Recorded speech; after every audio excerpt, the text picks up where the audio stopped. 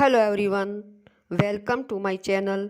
हमारी आज की कहानी है गन्ना जवाहर का 11वां भाग। एक पल की चुप्पी के बाद गन्ना बेगम ने लाचार से स्वर में कहा, मैं बीवी जरूर बूढ़े वजीर की बनकर रही कुंवर साहब, लेकिन आप हर वक्त मेरी यादों के आईने में रहे।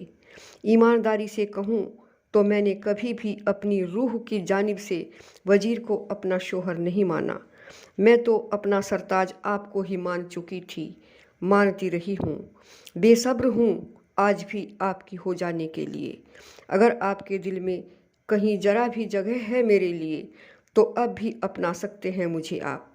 जवाहर सिंह ने चकित भाव से विस्फारित हुई आंखों से द्वार की ओर ऐसे देखा मानो मोटे पर्दे के पार खड़ी गन्ना बेगम की झलक पा लेना चाहते हों।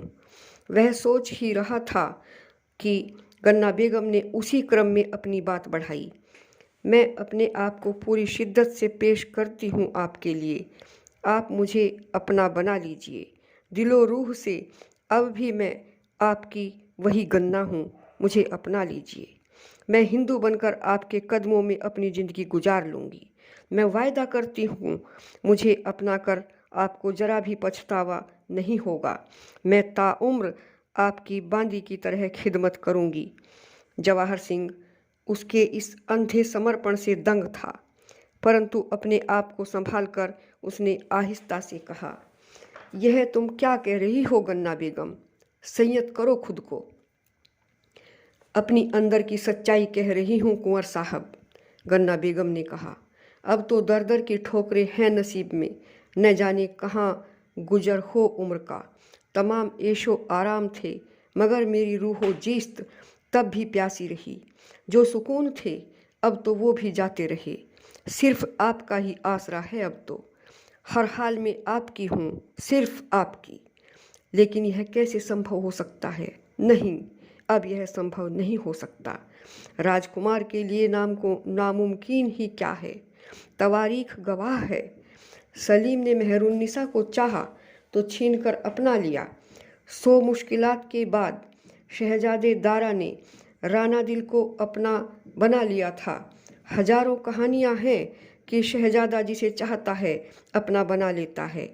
शायद वह मोहब्बत में जानिसारों के और भी उदाहरण देना चाहती थी, परंतु जवाहर सिंह ने कहा, तुम समझने की कोशिश करो गन्ना बेगम, हमारे सिद्धांत इस राह की रुकावट हैं। उस पर फिलहाल वजीर के साथ तुम हमारी शरणागत हो, मेहमान हो। शरणागत की रक्षा को हम हिंदू लोग अपना धर्म मानते हैं। अब्दाली हो या आलमगीर, हम जाट तुम्हारे रक्षक हैं। शरण में लिए वजीर से उसकी बीवी को छीन लेना विश्वासघात होगा। विश्वासघात हमारा धर्म नहीं है, हमारी नीति नहीं है। इस पर भी गन्ना बेगम बोली, आपकी दलील बहुत ऊंची है कुंवर साहब, मगर क्या धर्म और नीति मोहब्बत से बड़ी है? नहीं, मोहब्बत से ऊंचा तो कुछ भी नहीं है। लेकिन हमारी सभ्यता, हमारे संस्कार एक परिस्थिति विशेष में मोहब्बत को अनैतिक भाव भी समझते हैं। घर आए मेहमानों को लूट लेना, उनका अनादर करना और उसकी बीवी छीन लेना हमारी संस्कृति नहीं है। हमारी तहजीब तो यही है कि दिल तो क्या, हम उनके लिए प्राण तक दे दें अगर ज़रूरत पड़े तो। आप सब कुछ बजा फरमाते हैं कुंवर साहब, मगर फिर भी आपके साथ जीने का अरमान रखती हूँ। आपको मेरे अरमान की लाज रखनी होगी। और गन्ना बेगम ने एक बेखुदी से द्वार के पर्दे को एक तरफ हटा दिया। जवाहर सिंह ने देखा तो देखता ही रह गया। 16 श्रृंगार किए उसका रूप यौवन कुंदन सा दमक रहा था। उसके कजरारे मत्स्य नयनों में नमी थी और अरुणाभ होठों पर उदासी की छाया। वह और भी गोरी और गद्दरतन हो गई थी। उसे देखते हुए कहीं नियत न डगमगा जाए, यह सोचकर जवाहर सिंह ने आंखें उस पर से हटा लीं। सिर पर दुपट्टा संभालते हुए गन्ना बेगम ने कहा, मैं आपकी हूँ कुंवर साहब, मुझे अपना लो। धीरज रखो गन्ना बेगम, मुझे यहाँ से निकाल कर कहीं छुपा दीजिए। कुंवर साहब, मैं आपकी बांदी बनकर रह लूँगी, मगर इस भगोड़े वजीर के साथ रहकर बेइज्जत नहीं होना चाहती। तुम अपना नहीं तो हमारे मान सम्मान का ध्यान रखो। कोई इस तरह तुम्हें मुझसे बातें करते देख लेगा तो अनर्थ हो जाएगा। अब मैं और नहीं ठहर सकता यहाँ। यह कहकर जवाहर सिंह घूमा और वापस चल दिया। फिर कब आइएगा मेरे मोहतरम कुंवर साहब?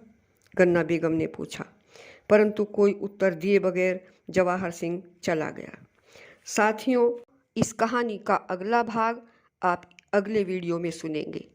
अगर आपको यह कहानी अच्छी लगी हो तो इसे लाइक करें, शेयर करें और सब्सक्राइब अवश्य करें।